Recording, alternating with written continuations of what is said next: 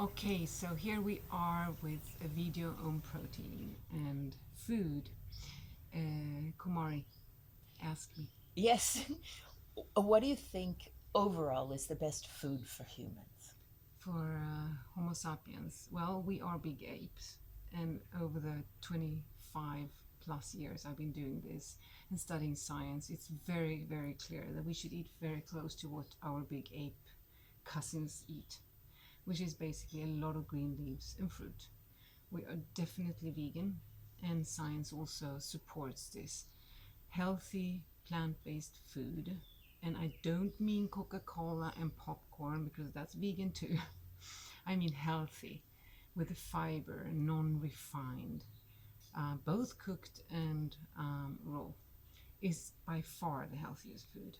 It goes for cardiovascular disease, for cancer, for dementia like Parkinson, Alzheimer, and it's all out there. Good websites. Dr. Greger's website, nutritionfacts.org, has scrutinized science over many, many years. You can just go to his website. You can see it in the link as well, and just Google your preferred food and see if it's healthy or not. So, what kind of work have you done organizing this for people to easily understand this? Well, at our health retreats that we do, olive retreats, and also at vegan retreats, we facilitate that kind of food. So I'm an Ayurvedic nutritionist, and I've been working with herbs as well to detox people. But the basic, most how do I say, um, accessible and best detox is vegan food. It's a daily detox. And, I think a lot of people know that it's best to move into a Mm. plant based diet. What do you see when people come to you? What's the hindrance to that? Why wouldn't somebody make that change?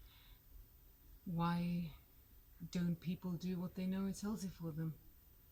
And that's the tricky thing, and that's what we work much more with, because there's no reason for us to overprove what's already out there since many, many, many years. It's after the Second World War that we started eating this much meat.